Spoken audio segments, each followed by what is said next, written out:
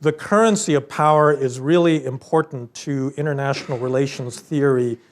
Since I can't presume that all of you have a background in that, let me just say that I think all of the major schools of international relations theory have got a big problem because of their definition of the nature of power in the international system. So there's basically a group of theorists called realists who essentially say international relations is all about power exercised by these things called states, which are like billiard balls. It doesn't matter what goes on inside them.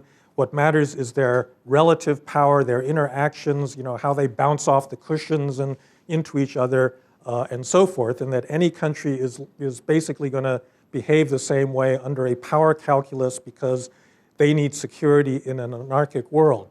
There's liberal internationalism, which actually says that what goes on inside these billiard balls is important, that if they are liberal democracies operating by a certain rule of law, then they will agree to form international institutions that then can regulate their relations. And so the League of Nations and the United Nations ultimately grew out of this kind of liberal international theory.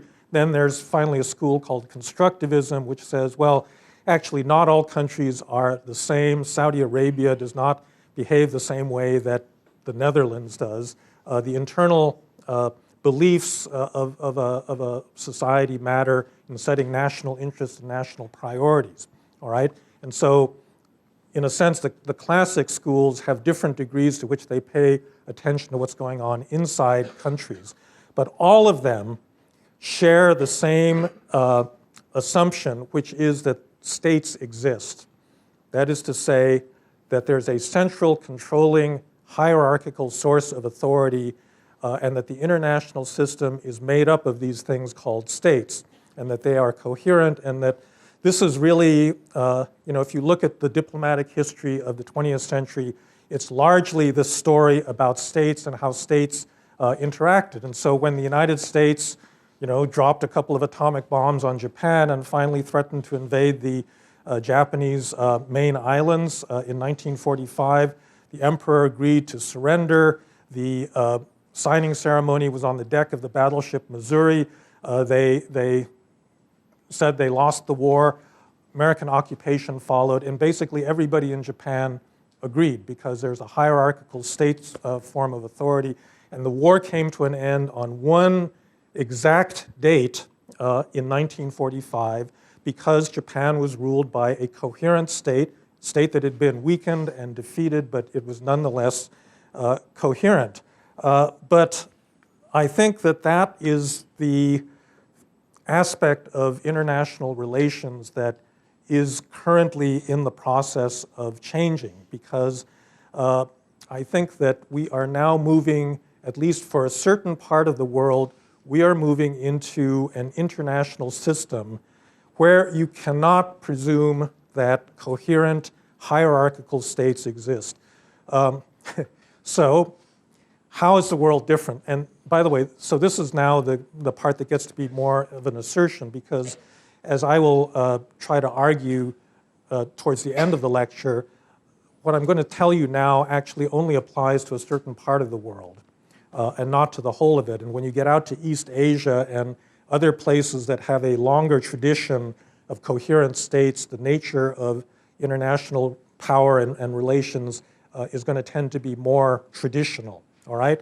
But there is this area in the world that Zbigniew Brzezinski, the former national security advisor, once labeled the arc of crisis, which roughly stretches from Morocco in North Africa across Sub-Saharan Africa into the Middle East through places like Pakistan and Afghanistan, basically up to the borders of India, all right?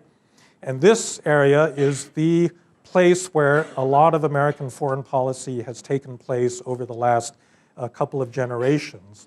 And it is a very, in a sense, untraditional part of the world because it is dominated by either weak or failed states. That is to say, you've got these political entities where there is a nominal sovereign So you've got President Assad still sitting there in the presidential palace in Damascus, but these sovereigns do not actually command hierarchical, legitimate monopolies of power that then can enforce rules over their own territory. And so you are now dealing with a kind of world for which none of the existing theories of international relations give you much preparation, and for which the exercise of traditional forms of, the two forms of hard power and soft power don't necessarily help you, but particularly the hard form of military power, all right? So let's just take a few current examples. What's the biggest, in that general region, what's the biggest challenge facing the United States or American foreign policy right now? Iran? Well, okay, Iran, I mean, I actually I can make the argument that that's actually a more tractable problem, because actually in Iran you are dealing with a reasonably coherent state, not a very nice one, but at least you can actually negotiate with this. But what are some of the other big foreign policy issues since the Arab Spring, particularly? Yeah. Terrorism. What else?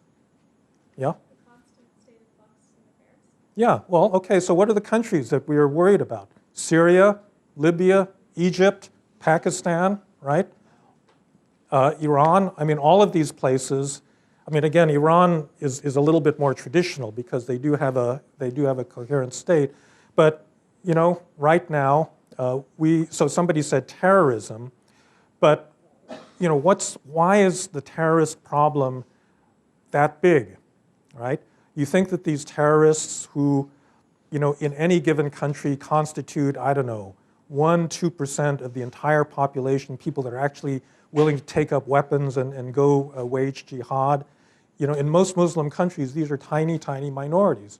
So what's the problem? Why do these? Why is this an issue? Yeah, back there. Ungoverned sanctuaries for the violent extremism. Okay, and the ungoverned sanctuaries exactly relates back to this problem of weak states and the failure of hierarchical authorities. So Syria has been one of the foremost problems facing the Obama administration over the past year. You used to have a really dictatorial, tyrannical, centralized state run by Bashar Assad and the Ba'ath Party in Syria.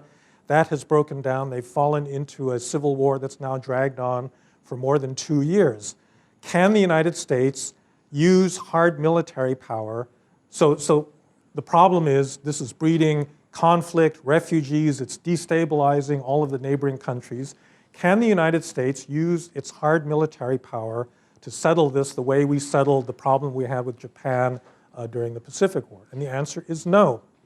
In fact, the only time that hard military power, there have been suggestions that the United States should intervene early in the conflict, create a no-fly zone to get rid of, so when Assad used chemical weapons, President Obama suggested that there would be targeted strikes against chemical weapons facilities. Would that solve Syria's problem? And the answer is, I think, obviously no. The problem right now that the United States faces in Syria is that even if you got Assad out of there, and I think very few people would contest the idea that he's a pretty nasty dictator, human rights abuser, so on and so forth, what's going to replace him? We don't know. And that's part of what's kept the United States from acting, because you've got some people that might be happy with Western type values, want to set up a real democracy. You've got a lot of jihadists.